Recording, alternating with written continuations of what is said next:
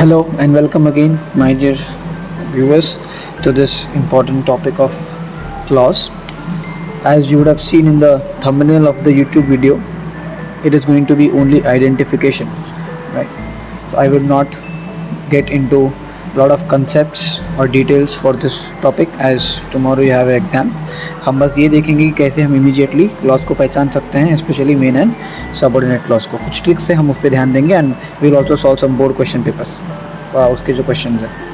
Okay, सो कुछ concepts हमको समझना ज़रूरी. Necessary concepts. Clauses can be both complete और इनकम्प्लीट, राइट? और कंप्लीट को मेन बोलते हैं, उसको सबऑर्डिनेट बोलते हैं इनकम्प्लीट को. बेसिकली हमको ये पॉइंट टू बहुत ध्यान देना है, जितने वर्ब्स होते हैं उतने क्लॉज होते हैं सेंटेंस में, मतलब जितने वर्ब उतने क्लॉज. ओके, अब कंपाउंड सेंटेंस, कॉम्प्लेक्स सेंटेंस और सिंपल सेंटेंस ये क्लॉज के टॉपिक से ही रिलेटेड है, जिसको हम काइंड्स ऑफ सेंटेंस बोलते हैं. जिसमें दो वर्ब होते हैं और दोनों मेन क्लॉज, उसको कंपाउंड सेंटेंस कहा जाता है.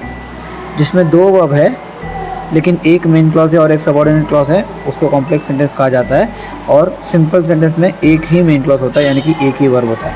Now why am I telling you this? क्योंकि एग्जाम में हमको transformation of simple, compound, complex भी आता है, उसके भी मैं ट्रिक्स सबको फटाफट बताने वाला हूँ. Okay, now identifying subordinate clause कैसे पहचानेंगे? सबऑर्डिनेट क्लॉज सबऑर्डिनेटिंग कंजंक्शन से स्टार्ट होता है, और जो ज़्यादातर सबऑर्डिनेटिंग कंजंक्शन एग्जाम में पूछे गए बोर्ड एग्जाम में वो है that, which, if, as if, though, until, when, etcetera. Example के लिए, I found out that Anil had already made tea. ये आपका सेंटेंस था और बोला था कि आपको सबऑर्डिनेट क्लॉज पहचानना है. क्या करना था इसमें? हमको सबऑर्डिनेटर पहचानना है सबसे पहले, क्योंकि सबऑर्डिनेट क्लॉज ढूंढना है तो सबऑर्डिनेटर पहचानना है. और सबऑर्डिनेटर जो है यहाँ पे दैट है, can you see this? That. तो दैट से स्टार्ट होता है हमारा subordinate clause. That Anil had already made tea is a subordinate clause and I found out is main clause. Okay, second question, he took me to a room which had a gramophone. Right, ये दूसरा question है, he took me to a room which had a gramophone. अब इसमें भी देखो कि अगर आप ध्यान से, विच हमारा सबऑर्डिनेटर है, सो विच से स्टार्ट होता है subordinator, subordinating clause. Which had a gramophone है subordinating clause and he took me to a room जो है वो है मेन क्लॉज हो जाता है. ओके, अब third, if you are sincere you will surely be successful. अब यहाँ पे आप देखोगे सबऑर्डिनेटर है इफ़ से जब स्टार्ट होता है सबऑर्डिनेटर, वो सबऑर्डिनेट क्लॉज वहाँ से स्टार्ट होता है. So if you are sincere, comma तक सबऑर्डिनेट क्लॉज होगा and then you will be successful हो जाएगा हमारा मेन क्लॉज. ओके, क्योंकि मेन क्लॉज कंप्लीट होना चाहिए, इसलिए you will surely be successful is main clause. कब? If you are sincere, subordinate clause. अब नीचे ध्यान से देखना, जो पहला सेंटेंस है हमारा, आई found out that Anil had already made tea, ये जो सबऑर्डिनेट क्लॉज है it is subordinate noun clause. क्यों ये सबऑर्डिनेट नाउन क्लॉज है? क्योंकि मुझे व्हाट का आंसर मिल रहा है. जब मुझे व्हाट का आंसर मिलता है, एग्जाम्पल के लिए, I found out that Anil had already made T. I found out, what did I find out? मुझे क्या पता चला? मुझे ये पता चला कि अनिल ने चाय बना दिया था. तो जब मुझे क्या का आंसर मिलता है वो होता है subordinate noun clause. Okay, then जो सेकेंड सेंटेंस है, he took me to a room which had a gramophone, इसमें मुझे आंसर मिल रहा है कौन सा रूम, विच रूम. तो जब मुझे कौन सा आंसर मिलता है वो होता है adjective clause, subordinate adjective clause. तो इसीलिए which had a gramophone is subordinate adjective clause. की क्वेश्चन बन रहा है हमारा, which room did he take me. Right, so let us revise again. जब मुझे व्हाट का आंसर मिलता है तो वो नाउन क्लॉज होता है, जब मुझे विच का आंसर मिलता है तो वो एडजेक्टिव क्लॉज होता है. और इन दोनों के अलावा अगर कुछ भी क्वेश्चन हो, राइट, व्हाट या विच के अलावा कुछ भी क्वेश्चन हो, वो होता है हमारा एडवर्ब क्लॉज, है ना. Adverb clause answers every question apart from what and which. जैसे थर्ड एग्जांपल देखो, if you are sincere you will surely be successful. तो मेन क्लॉज है हमारा you will surely be successful. So my question would be when will I be successful. When है ना, when question बन रहा है, जो ना कि व्हाट है ना कि विच है. तो व्हेन से बन रहा है तो ऑब्वियसली वो कौन सा क्लॉज हो जाएगा? Subordinate adverb clause. Right, I know मैं थोड़ा सा फास्ट जा रहा हूँ क्योंकि ये टॉपिक मुझे वैसे भी लास्ट मंथ में क्लियर नहीं करना था, but few students and few viewers had wanted to get a video, इसीलिए मैं इसको बना रहा हूँ. Okay, next, transformation of simple, compound and complex sentences. अब इसके कुछ ट्रिक्स हैं जो ज़्यादातर एग्जाम में पूछे जाते हैं, बेसिक क्वेश्चंस. बेटा ये जो आपको दिख रहे हैं कोऑर्डिनेटर्स, ये कोऑर्डिनेटर्स जो है फैन बॉयज़ है ना, FANBOYS, इनमें से जो भी वर्ड आपको दिखेंगे सेंटेंस में वो कंपाउंड सेंटेंस होता है. अब आपको ये सेंटेंस जिसमें भी ये वर्ड होंगे उसको बोलेंगे आप कॉम्प्लेक्स बनाओ. तो क्या करना है, बेसिकली दो क्वेश्चन ज़्यादातर पूछे जाते हैं। सेंटेंस में या तो एंड होता है या तो सेंटेंस में बट या येट होता है। अब अगर सेंटेंस में एंड है ना तो मतलब सेंटेंस कंपाउंड है, मतलब ये कोऑर्डिनेटर आया तो कंपाउंड सेंटेंस है। हमको कॉम्प्लेक्स बनाना है तो हमको एंड हटाना पड़ेगा, तो उसके जगह पर हम क्या डालेंगे, व्हेन डालेंगे। तो इससे क्या बन जाएगा, सेंटेंस हमारा कॉम्प्लेक्स बन जाएगा। जैसे एग्जाम्पल के लिए आई गॉट अप लेट है ना, एक एग्जाम्पल देखेंगे यहाँ पे।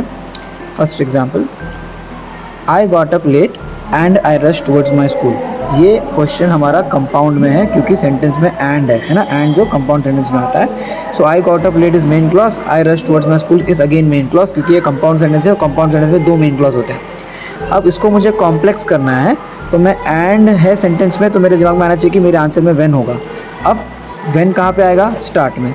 When I got up late I rush towards my school, हो गया answer, right. When I got up late I rush towards my school, इसमें I rush towards my school is main clause, when I got up late is subordinate clause, right. तो जिसमें main clause और subordinate clause होता है वो बन जाता है कॉम्प्लेक्स, राइट। ये एक तरह का क्वेश्चन पूछा जाता है। अगर व्हेन आया क्वेश्चन में तो आंसर में एंड आएगा, और अगर एंड आया क्वेश्चन में तो आंसर में व्हेन आएगा, right. It is like vice versa. Second जो इंपॉर्टेंट क्वेश्चन एग्जाम में पूछा जाता है बार बार, वो है सेंटेंस में या तो बट या येट होगा तो हमको आंसर में दो या ऑल दो डालना है, या फिर सेंटेंस में ऑल दो या बट होगा तो हमको आंसर में बट या येट डालना है। एग्जाम्पल के लिए I practice everything yet I felt nervous, right. आप देख सकते हैं यहाँ पे येट है, येट किस में आता है, कंपाउंड सेंटेंस में।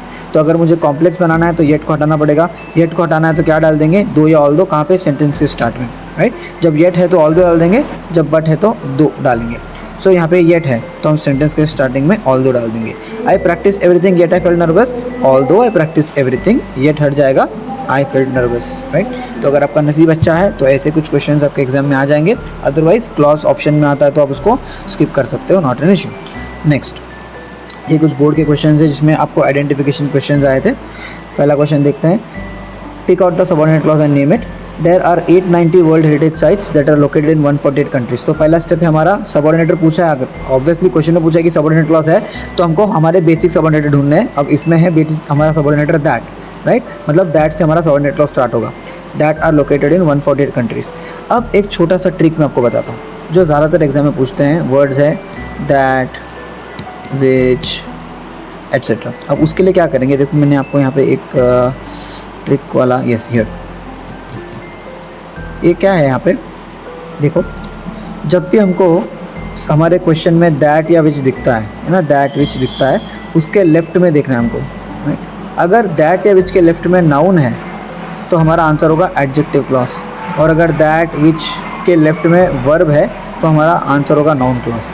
जैसे यहाँ देखो, ये जो हमारा पहला क्वेश्चन है, यहाँ पे दैट है, दैट के लेफ्ट में है फाउंड आउट, फाउंड आउट यानी कि वर्ब है ना, फाउंड आउट यानी कि वर्ब है।